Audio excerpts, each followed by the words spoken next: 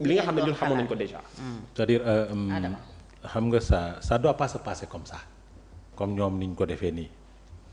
parce que ñoom ils dépendent d'un ministère. Par exemple, je prends les greffiers ma teg leen fële à la place des greffiers du ministère de la justice je prends les enseignants et le ministère de l'éducation nationale. dañu am tutelle. dañu am tutelle. Un bon exemple. Et dans le cadre de la négociation le greffier doit négocier avec le ministère de la justice avec sa tutelle mais sous la supervision pas la supervision sous la présence du ministère de la fonction publique qui doit gérer les carrières de tous les fonctionnaires. Est-ce que tu comprends? Maintenant tu ne peux pas dans le cadre d'une négociation nga ñëw toog di nuyu yow nga war a ñëw toog en tant que tutelle nga pousse fa la jël ministère de la fonction publique teg soo ko defee enseignants yi Sénégal yëngu. mooy nga jël giraasi sànni fële ne non léegi les enseignants vont négocier avec l'autre Boucal ils l'accepteront pas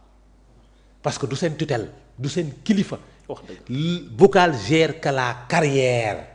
l'avancement l'intégration loolu la gérer wul leneen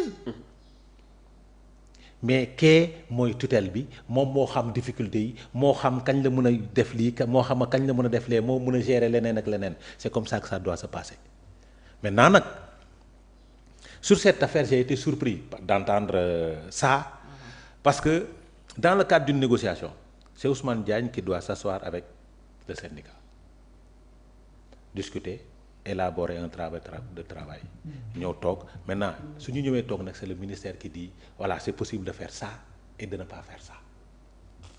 su nekkee dafay am incidence financière le ministère du budget des finances et du budget doit être présent su nekkee dafa laaj mbirum coopérative le ministère de l'urbanisme doit être présent moo tax quand il parle nous avons rencontré le gouvernement j'avais pensé que démembrement yi yëpp dinañ toog parce qu'on parle de leur carrière et de leur vécu de demain c'est-à-dire seen avancement yii dafay am incidence financière le ministre du budget devait être là-bas pour voir la possibilité soo jógee B2 dem A2 naka lay demee maintenant sur le plan de la soo ko bëggee bloquer nag ngay andi jël mettre au devant le ministère de la fonction publique et je vais vous expliquer je m'explique soo jógee A2 soo jógee B2 jëm A2 dafa am niveau de diplôme académique pas professionnel académique la waaw wala déet pas professionnel mooy piège bu ñuy tendre les corps suñu leen bëggee bloquer nga xam ni parce que l'avancement qu'ils vont faire dafa am obligatoirement une incidence financière li ñuy bañ day bari moo tax ñu jël dans le stratégie c'est intelligent ils sont très bons c'est intelligent ñu jël mettre en exergue le ministre de la fonction publique pour bloquer beaucoup de choses parce que diplôme académique bi soxlaatu ko il a un diplôme professionnel loo tax mën ñu naan la diplôme académique ou équivalent équivalence boobu moo leen mën a permettre di directement ñu mën a jóge B2 dem A2 mais nag dafay am ay mesures d'accompagnement obligatoirement parce que l'indice salarial du B2 c'est pas la même chose que l'indice salarial du A2 te loolu normalement ministre bi moo waroon porter les doléances là pour permettre juridiction bi dox parce que aujourd'hui il y a tellement de retard de dossier que moom arrangé wu ko moom en tant que ministère de tutelle arrangé wu ko parce que su compte rendu du am moom mooy rendre compte à l'autorité ça c'est la première chose. Deuxième chose par respect à la corporation Ousmane Diagne devait être le premier avocat des travailleurs de la justice parce que lu mu def lu baax Sénégal s'il n'y avait pas la présence des greffiers il pourra pas le faire des travailleurs de justice sax laay wax donc aujourd'hui lors d'une rencontre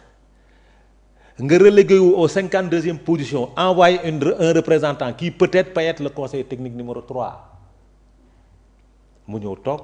devant le ministère de la fonction publique il n'est absolument rien et ça c'est pas bon, c'est manquer de respect à la corporation en général. Pour moi, comme ni mu ko waxee, les greffiers dépendent de la justice, font partie de la corporation de la justice. te loolu cër bu ñu leen war a jox la. maintenant blocage yi nga xam ni am na ko ci seen grève bii mooy li ma doon wax am na incidence am na impact bu mu am parce que j'avais pas vu l'aspect économique parce que sénégalais yi gisuñu aspect économique bi nii. conséquence grève bi l'aspect économique bi blocage yi mu andi sur le plan économique et autres c'est-à-dire aujourd'hui suñ koy réfléchir suñ koy quantifier en termes de finance combien le Sénégal a perdu depuis le 18 xamuñu nu mu toll. Combien les Sénégalais ont perdu depuis le 18 xamuñu ñu toll bi ci gën a grave mooy la liberté des personnes des gens qui devaient être élargis et qui ne le sont pas moo tax nag quand on est un gouvernement social qui pense à l'avenir et au devenir des Sénégalais il faut prendre bras le corps certaines situations maintenant nag mënoon nga régler problème bi en tenant un discours de vérité oui li ngeen wax c'est vrai oui l'aspect technique bi ñu discuter woon c'est bien mais c'est pas possible pour l'instant allons dans ce schéma-là ay nit lañ dañuy nangu maintenant nag suñ ko deful ay problème lay am négociation yi moom Fatou c'est avec le ministère de la justice. Alors c'est pas avec le ministère de la fonction publique. Le ministère de la fonction publique il ne doit que participer à la rencontre mais les négociations devaient se faire sax au sein du ministère de la justice